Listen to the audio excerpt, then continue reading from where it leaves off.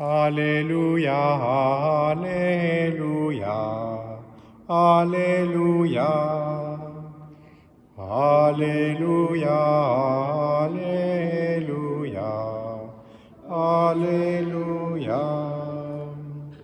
Jésus-Christ s'est fait pauvre, lui qui était riche, pour que vous deveniez riches par sa pauvreté. Alléluia, Alléluia, Alléluia. Le Seigneur soit avec vous. Évangile de Jésus-Christ selon saint Luc.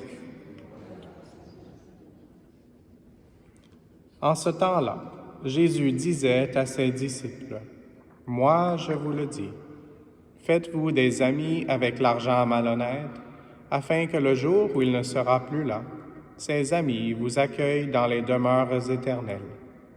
Celui qui est digne de confiance dans la moindre chose est digne de confiance aussi dans une grande. Celui qui est malhonnête dans la moindre chose est malhonnête aussi dans une grande. Si vous n'avez pas été digne de confiance pour l'argent malhonnête, qui vous confiera le bien véritable? Et si, pour ce qui est à autrui, vous n'avez pas été digne de confiance, ce qui vous revient, qui vous le donnera? Aucun domestique ne peut servir deux maîtres. Ou bien il haïra l'un et aimera l'autre, ou bien il s'attachera à l'un et méprisera l'autre. Vous ne pouvez pas servir à la fois Dieu et l'argent. Quand ils entendaient tout cela, les pharisiens, eux qui aimaient l'argent, tournaient Jésus en dérision. Il leur dit alors, « Vous êtes de ceux qui se font passer pour justes aux yeux des gens, mais Dieu connaît vos cœurs. En effet, ce qui est prestigieux pour les gens est une chose abominable aux yeux de Dieu. » Acclamons la parole de Dieu.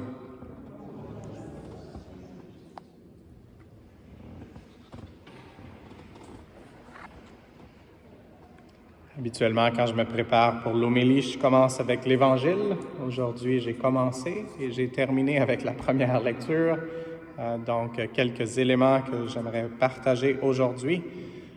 Une est que c'est un changement de saison. Même demain, on a un changement d'heure.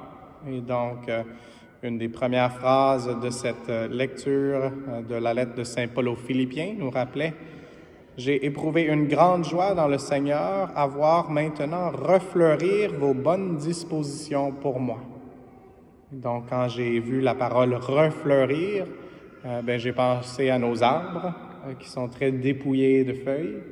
Et puis ça veut dire que c'est un signe que l'hiver canadien arrive. Et donc, il y a vraiment un changement de saison, mais que c'est pas la mort, qu'au printemps, il va y avoir les bourgeons. Et ensuite, on va avoir les feuilles. Et ensuite, on va avoir la chaleur une autre fois. Et donc, pour nous, si on pense parfois que la vie est difficile, puis qu'on est même dépouillé, d'avoir notre expérience dans le Seigneur, lui qui nous donne tout ce dont on a besoin, même dans les temps difficiles et peut-être surtout dans les temps difficiles. Une parole que j'associe et que je change un peu, sans changer l'Écriture sainte, c'est où le péché abonde, la grâce surabonde, mais je dirais que aussi où il y a beaucoup de difficultés, pas seulement le péché, mais où c'est difficile, la grâce aussi est surabondante. En fin de semaine aussi, il y a une course qui va se passer dans la ville, et donc quand j'ai lu une autre ligne ici de cette lettre aux Philippiens, je peux tout en celui qui me donne la force. Je pensais à ceux qui vont faire une course longue et je pensais à une de mes propres expériences et je vais terminer avec ça.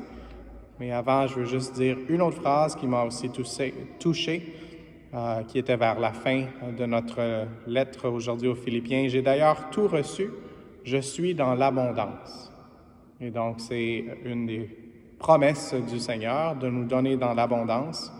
Et la façon dont il fera, c'est à la fin de notre existence, quand, juste par sa miséricorde, son pardon, il veut nous accueillir dans la maison éternelle où l'on aura la surabondance. Mais même ici sur la terre, on a tout ce qu'il faut pour continuer notre marche ou pour continuer notre course avec lui. Comme Saint Paul l'a dit dans une autre lettre, j'ai fini la course, j'ai fait le bon combat. Et donc, quand on a écouté aujourd'hui « Je peux tout en celui qui me donne la force », ça me faisait penser à une histoire que j'ai déjà racontée, mais si vous vous en souvenez pas, si vous l'avez pas entendue, tant mieux. Si vous l'avez entendue, mais je la répète pour moi-même aussi, parce que quand il y a des temps difficiles, c'est bien de pouvoir se concentrer sur la solution. Et ce qui s'est passé, c'est il y a quelques années, j'étais en voyage de tourisme et de mission au Pérou. Et la partie touristique a été très difficile. On faisait une ascension d'un mont qui s'appelle le mont Arc-en-Ciel. Et puis, on était déjà très haut quand on a commencé pour aboutir à 5181 mètres. Et donc, je ne sais pas s'il y a des gens qui sont un peu habitués à l'altitude, mais en pied, c'est 17 000 pieds, qui est même beaucoup plus haut que la plupart des montagnes au Colorado. Et donc, je souffrais. Je trouvais que je n'avais pas la force, je trouvais que je n'avais pas les ressources physiques pour continuer la marche. J'étais très loin d'être en course cette fois-là. Et donc, ce que je me suis mis à faire, et je voulais essayer d'atteindre le sommet. Et donc, j'ai demandé au Seigneur. Et la façon dont je le faisais pratiquement, d'une façon pratico-pratique, comme on dit, c'est que je savais que je ne pouvais pas faire beaucoup plus que 25 pas. Et même 20 pas, c'était poussé un peu à l'extrême, à la limite.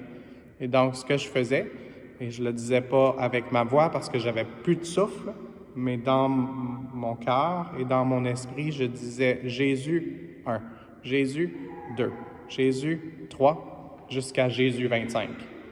Et à chaque fois que je disais le nom de Jésus, je faisais un pas. Et j'ai réussi, avec ces ressources puisées très au fond, d'atteindre le sommet, avec une vue magnifique où ces deux plaques tectoniques qui se sont rencontrées et qui ont formé cette montagne qui démontre des couleurs différentes des différentes aires géologiques. Alors le Seigneur veut, et encore là, c'est les aires géologiques qui étaient profondes, qui ont ressurgi. Et donc, demandons au Seigneur aujourd'hui de nous aider à répéter son nom. Et puis, en ce samedi où on vénère d'une façon spéciale la Sainte Vierge Marie, pour ceux qui sont habitués à faire le chapelet, à toutes les fois qu'on fait le chapelet, on répète le nom de Jésus au moins 50 fois. Pour les 50, je vous salue Marie.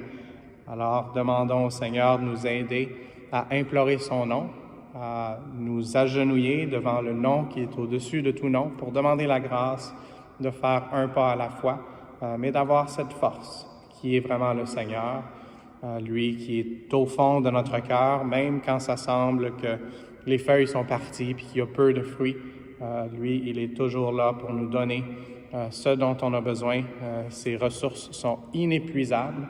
Alors, avec Maman Marie, recevons ce cadeau aujourd'hui, et pas seulement pour nous, mais pour qu'on puisse avoir la joie de l'Évangile, et puis qu'avec cette joie, on puisse aider les gens à voir que les fruits viennent de Jésus-Christ, le fruit des entrailles de la Vierge Marie, mais que ce fruit-là peut être à l'intérieur de nous pour chaque pas dans notre vie jusqu'à la Jérusalem céleste. Amen.